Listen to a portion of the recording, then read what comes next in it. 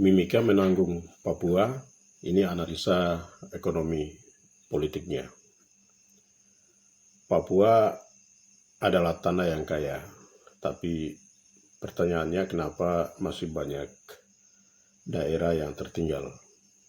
Dan hari ini, satu kabupaten di Papua sedang menjadi pusat perhatian, yaitu Kabupaten Mimika. Daerah dengan APBD terbesar di tanah Papua sekitar 5,64 triliun, lebih besar dibandingkan beberapa provinsi baru di tanah Papua. Tetapi dalam forum koordinasi percepatan pembangunan Papua di Timika, muncul satu pembahasan yang menarik yang bisa mengubah arah ekonomi Papua. Dana bagi hasil atau DBH akan dibagi lebih merata ke seluruh Papua. Sekilas terdengar adil. Tapi kalau APBD Mimika turun, apakah pelayanan publik juga akan ikut turun? Apakah pembangunan rakyat akan terhambat? Dan apakah Mimika selama ini sebenarnya sedang menanggung Papua? Mengapa Mimika menjadi terkaya? Ya, untuk memahami konflik DBH Papua, kita harus memahami satu hal. Kenapa Mimika bisa sangat kaya? Mimika bukan sekedar kabupaten, bisa di wilayah ini salah satu tambang terbesar dunia beroperasi, dan dari situlah lahir kekuatan fiskal terbesar. APBD Mimika tahun 2026 mencapai 5,64 triliun, tertinggi di Papua. Artinya, kemampuan belanja pemerintah jauh di atas banyak daerah lain. Dari uang itulah jalan dibangun, rumah sakit berjalan, bantuan sosial disalurkan, beasiswa diberikan, ekonomi lokal terus bergerak. Tapi di balik kaya itu, Mimika juga menanggung tekanan besar. Maka harga soal daerah tambang selalu memiliki dua wajah.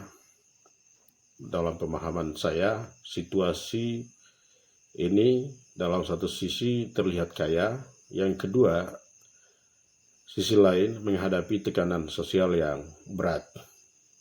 Maka urbanisasi meningkat, pendataan tambang bertambah, kesenjangan ekonomi muncul, masalah lingkungan menjadi sensitif, konflik sosial bisa terjadi kapan saja. Karena itu, dana bagi hasil sebenarnya bukan hadiah, tapi bentuk kompensasi.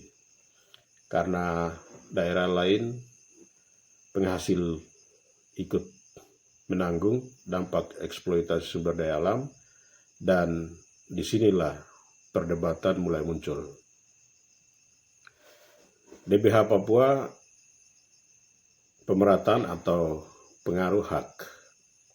Maka dalam forum pembangunan Papua, para kepala daerah yang saya analisa, ya muncul usulan agar DBH dibagi merata. Tujuannya jelas, agar seluruh provinsi Papua berkembang bersama. Artinya ada keadilan. Papua Selatan membutuhkan pembangunan. Papua Pegunungan membutuhkan infrastruktur. Papua Tengah membutuhkan pelayanan dasar. Papua Barat Daya membutuhkan anggaran besar. Argumen ini, Papua memang membutuhkan pemerataan, tapi pertanyaannya apakah pemerataan harus mengurangi terlalu besar hak daerah penghasil?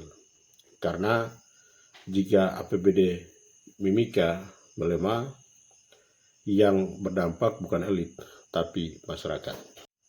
Apa yang terjadi jika APBD Mimika turun? Banyak orang melihat APBD hanya sebagai angka, padahal APBD adalah nafas pelayanan publik. Kalau fiskal daerah turun, pembangunan bisa melambat, program sosial bisa berkurang, pelayanan kesehatan bisa terganggu, infrastruktur kampung bisa tertunda. Dan dalam konteks Papua, masalah seperti ini sangat sensitif karena berkaitan langsung dengan stabilitas sosial. Papua tidak hanya membutuhkan uang, Papua membutuhkan rasa keadilan. Mimika menanggung Papua. Pertanyaan besar akhirnya muncul. Apakah Mimika sedang menanggung Papua? Jawabannya bisa iya, bisa juga tidak. Iya, karena Mimika memang menjadi lokomotif fiskal. Tetapi juga tidak, karena Papua adalah satu kesatuan dan pembangunan tidak boleh hanya terpusat di satu wilayah. Maka masalah sebenarnya bukan soal berbagai atau tidak berbagi, tetapi bagaimana membangun formula yang adil. Daerah penghasil tetap kuat, daerah lain tetap berkembang, dan Papua tetap stabil. Masa depan Papua setelah tambang, ya, satu hal yang serius dilupakan, tambang tidak selamanya ada. Satu hari sumber daya akan habis, tapi rakyat Papua tetap akan hidup. Ya, maka Papua harus mulai berpikir lebih besar, bagaimana membangun ekonomi baru, bagaimana menciptakan pusat pertumbuhan baru, bagaimana membangun Papua yang tidak tergantung pada tambang, karena masa depan Papua tidak boleh hanya berdiri di atas emas, tetapi juga di atas manusia.